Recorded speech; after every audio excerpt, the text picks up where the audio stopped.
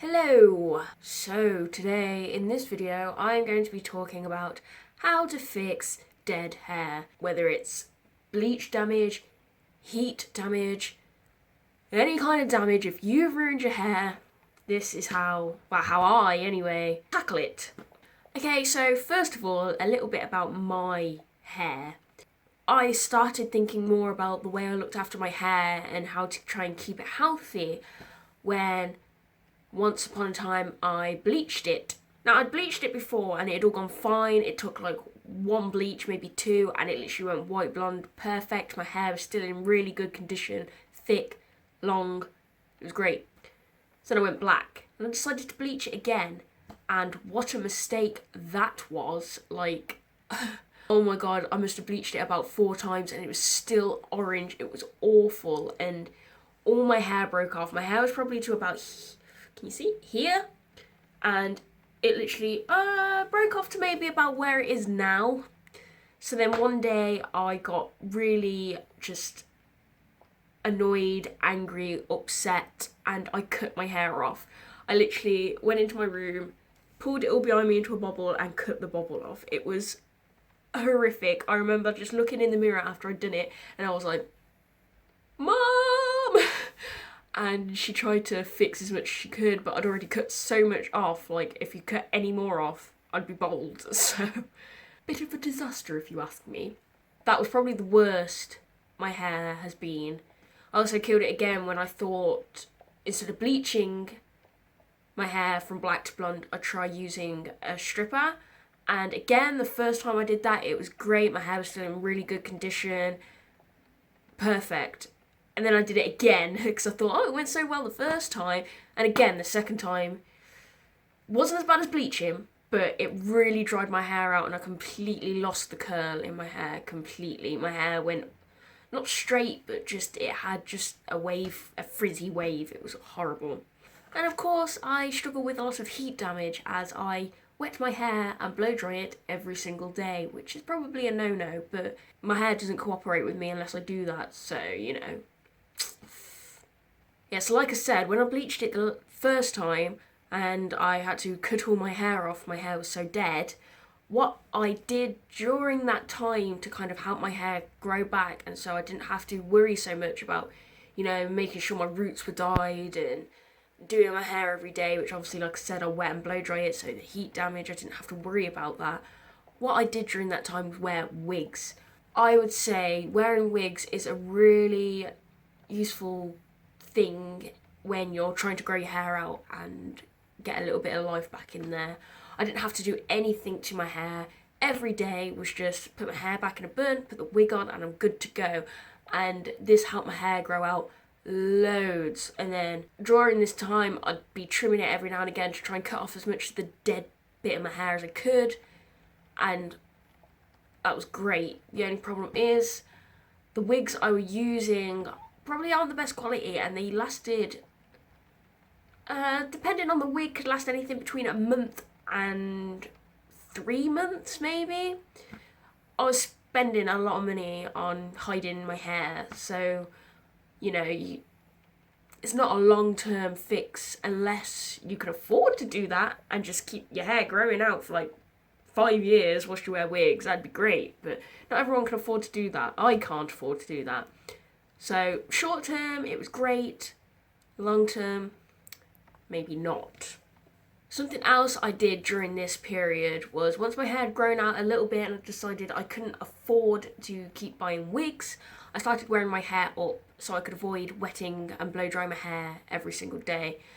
Now, this isn't ideal, especially if you're putting your hair up quite tightly, which is what I did, because wearing your hair up tight can break hair off, your hair thins out. You're kind of reversing any good that you've done, really.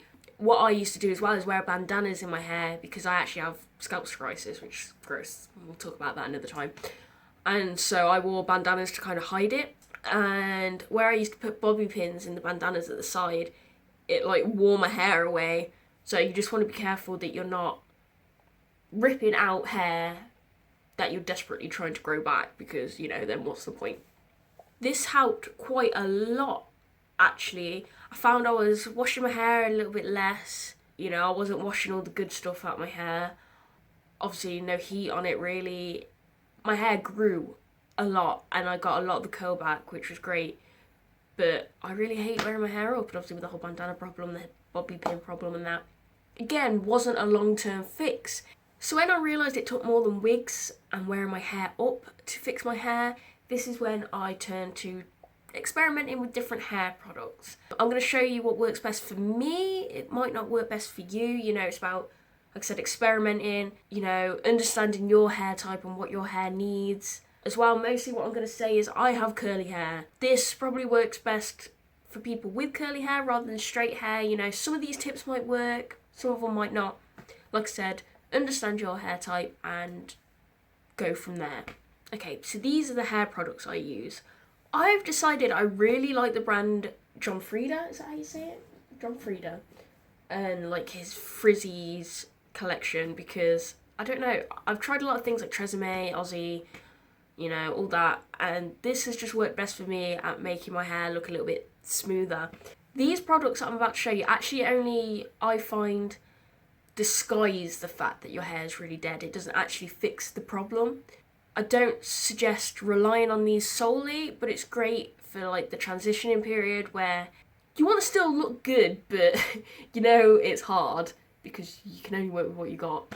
Okay, so first of all, I'll show you what shampoo and conditioner I use. I use the Frizz Ease Dream Curls shampoo and conditioner. Yeah, I just switch between shampoos and conditioners within John Frieda, really, within the Frizz Ease range. I'm just using these ones at the moment. But I like them. They don't dry my hair out or anything. Especially the conditioner makes it soft at the end, so you know, it's all good.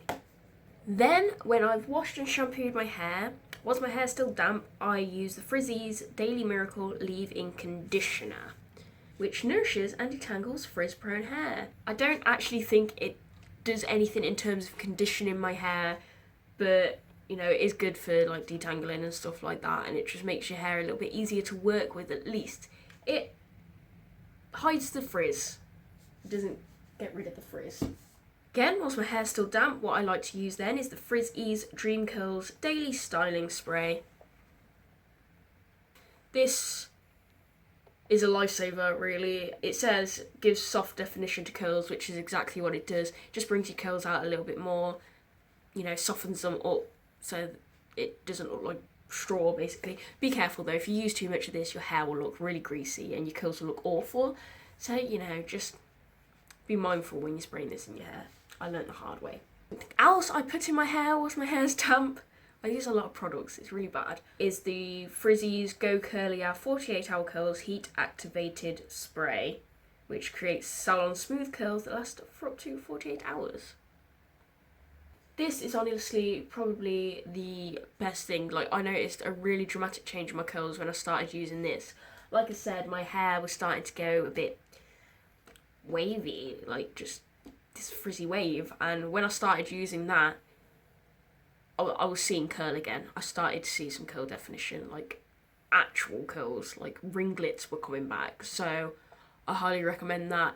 Even if you like sack off the rest of it, I'd get that because I thought it was great anyway. Again, don't use too much because greasy hair. Then I just go in with the Frizz Ease Heat Defeat Protecting Spray. It's just heat defense, what can I say about that, really? I've only just started using it as well, which is really bad. Always protect your hair from heat. I've gone too long not using it, so I want to see if this actually makes a difference now I'm using it. The last thing I use from the Frizz Ease collection is the Frizz Ease 100% Shine Glossing Mist, which I spray this on my hair after I've blow dried it.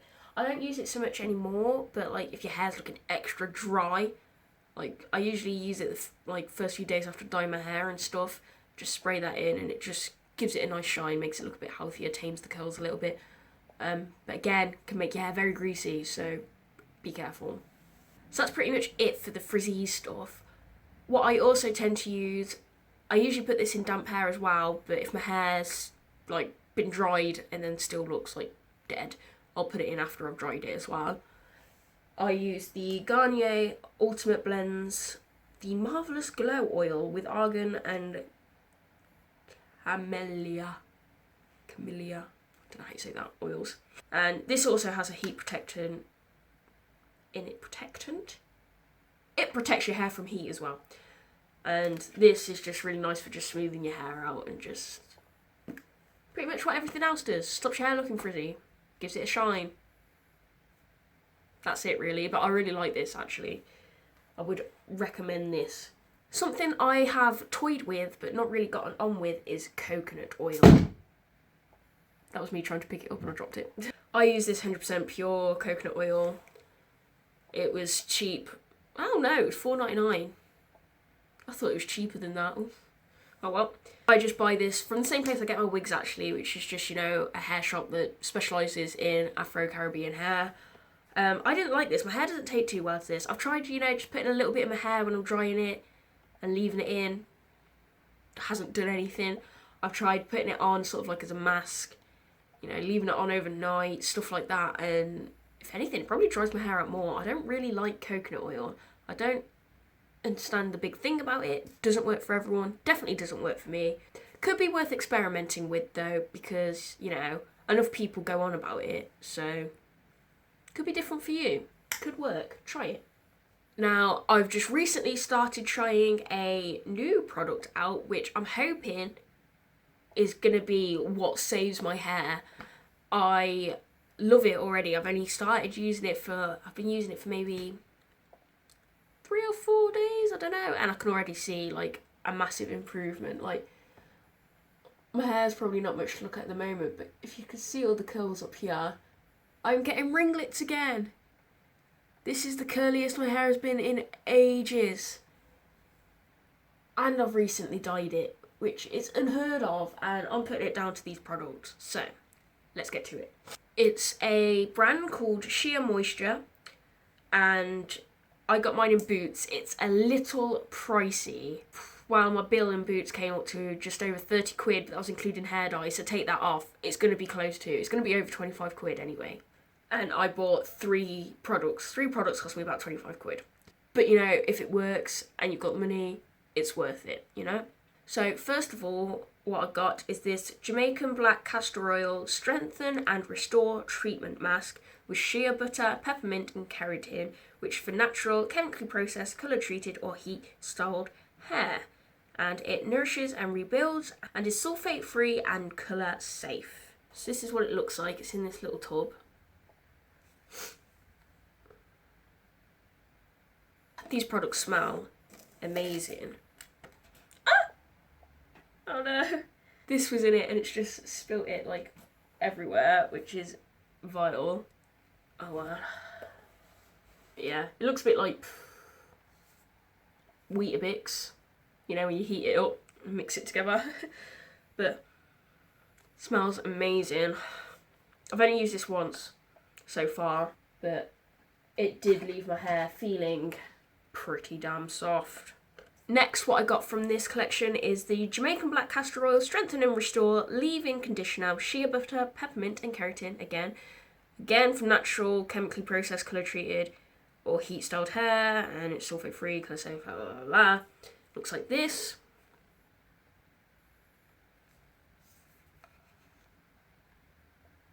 Again, smells amazing. Oh, no, maybe not. This one doesn't smell as good. It smells a bit more like Play-Doh, actually. But not awful. Yeah, don't put much of this on either. Like, figure out how much your hair needs, because I put way too much on the first time I used this and my hair was greasy. And last but not least, from the Sheer Moisture collection, I've got this Coconut and Hibiscus Curl Enhancing Smoothie with Silk Protein and Neem Oil. Thick and curly hair to moisturise and curl define, and again sulfate free and colour safe. Looks like this. This one smells nice. I like the smell of this one. Amazing. Again, don't really like only put little amounts on, just build it up if you need to, because this, again, makes your hair very greasy. I mean, these are like products for afro hair, really. So if you've got afro hair, you could probably get away with putting a little bit more of this stuff on, but since my hair is made up of 3/4 white people hair, I can't put so much on it because it doesn't absorb it all, it's greasy. So yeah, basically that's all the products I use. It's quite a lot. I'm actually trying to cut down on the John Frieda stuff if this sheer moisture stuff works out, because that stuff's a little bit more natural and I'm trying to get rid of like some of the chemicals because it can't be good for your hair. And this sheer moisture, I've only been using it a few days and already it looks like my curls are coming back, my hair's looking more moisturised, it's looking shinier, healthier. It also does help that I've dyed my hair a little bit of a darker blonde, and that is a good tip for tricking people into thinking your hair looks healthier, because I had like very light blonde hair and you can see how dead it is, and it was all different colours, it looked awful. So now that I've dyed it this colour and like it's all pretty much one colour, it's healthy, well, looks healthier, it's great. So you may not like it, but I would recommend dyeing your hair a little bit darker, it will look healthier. Something I don't like being ill. Start again. Something else that helps with growing your hair out and making it look healthier is making sure you keep your hair trimmed. Now, I actually cut my hair myself. I've been doing it since I was about 15, maybe a bit younger, so I've been doing it for about 6-7 years. And I just don't trust hairdressers. Sorry if you're a hairdresser and you're watching this, but I've had hairdressers mess my hair up every single time. It's like white people just don't know how to deal with curly hair, and I've been to like hair salons that specialise with like afro hair, and it's like it's just not curly enough for the way they want to cut it, and it just goes wrong.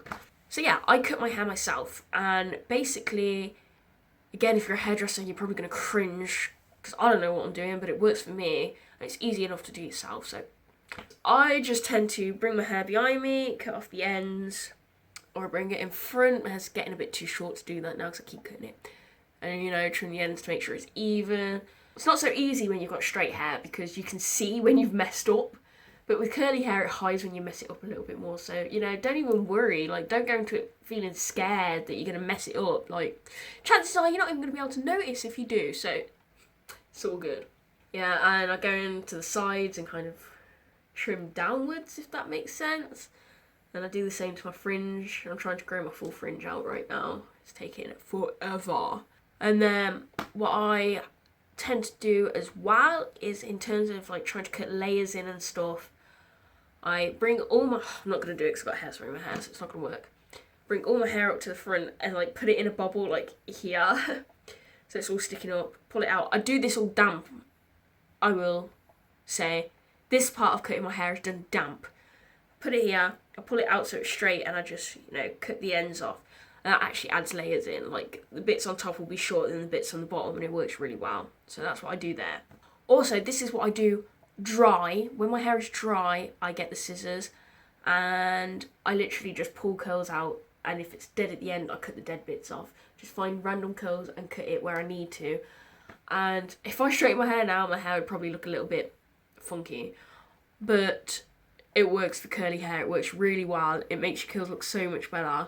Like, it made a huge difference.